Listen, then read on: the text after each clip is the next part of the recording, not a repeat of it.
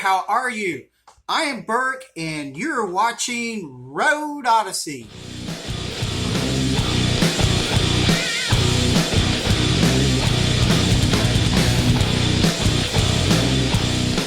Hey, well, thank you so much for joining me on this video of Wolfpack. Wait, Whitesboro. Well, in 1848, Whitesboro was called Wolfpack, and it was named such by Mr. White, Ambrose B. White. So anyway, let's kind of jump into this old city and a little bit of its history and what you can expect when you jump into this place and start looking around. Here is the overview map of where Whitesboro is located, which it is west of Sherman and east of Gainesville. It is right off 82 and 56, intersecting with 377. So this is north of Dallas and just south of the Red River. The first settler in the Whitesboro area was Robert Diamond.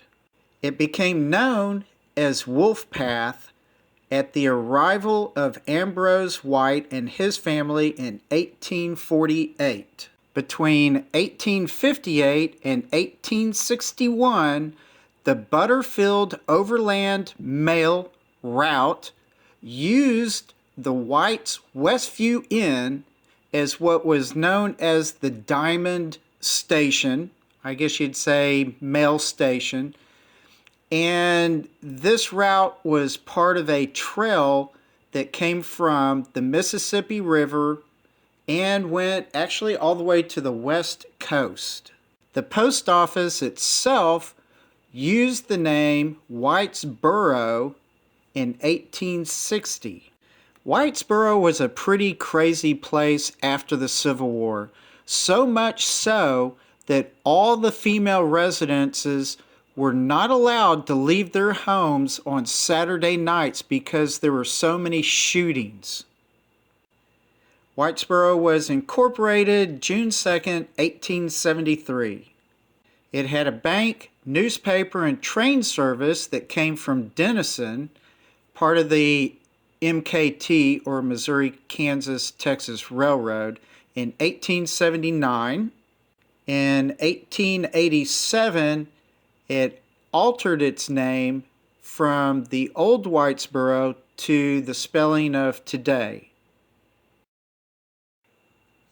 Probably the most recognizable landmark in this town is the old church.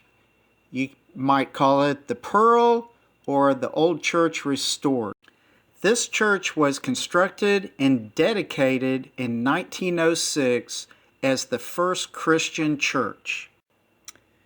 In 2013, this church was bought by a family, last names being Patty and Parker, and it is now fully restored, and it's primarily used as a wedding chapel and event center.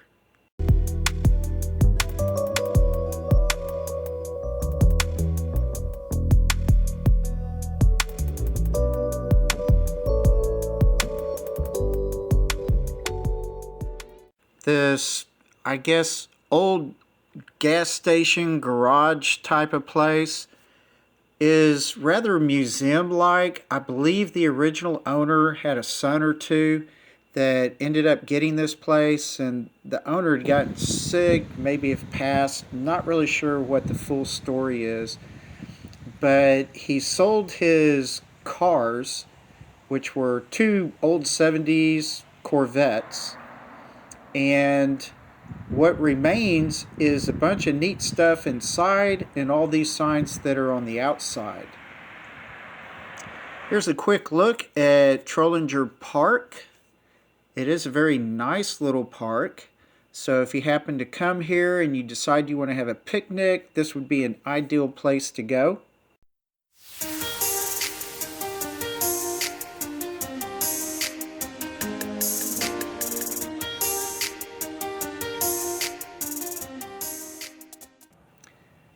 This is just a quick look at the downtown area.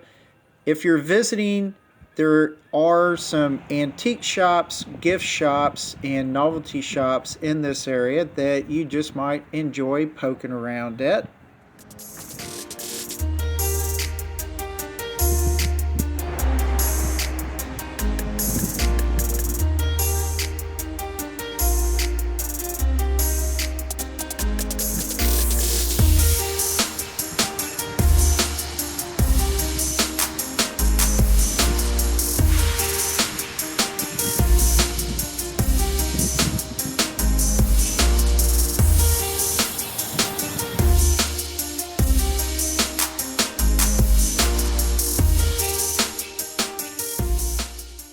Going west of town, you will pass the City Hall, a gas station, and the fire department.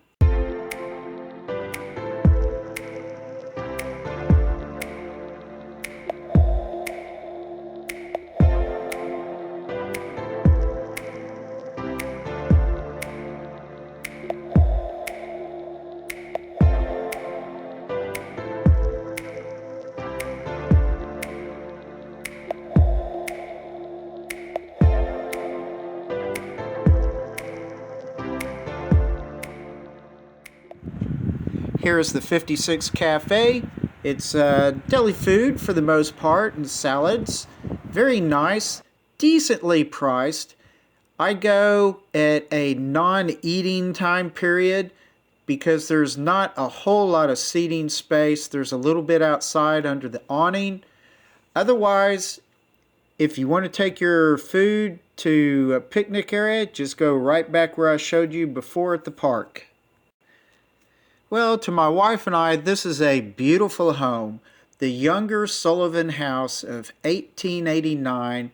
This is just really a beautiful landmark. I've also included several pictures of other homes throughout the city. There are not a ton of neat, nice homes, but enough to perk your interest.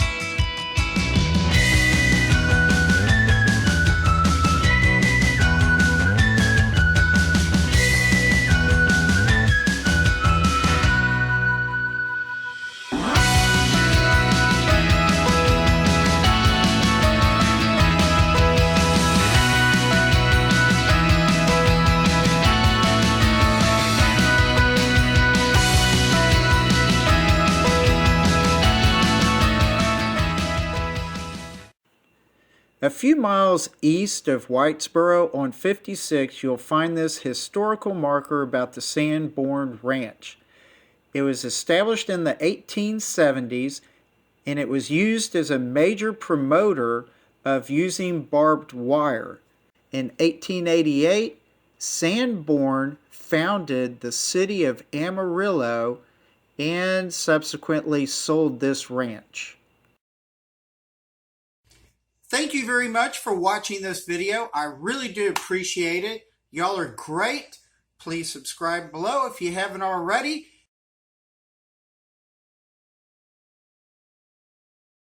Give me any comments as to anything you might be thinking about in terms of Whitesboro. And y'all relax. Have a great day. Enjoy your cruises and investigating all these really cool towns. And I will see you later. Bye.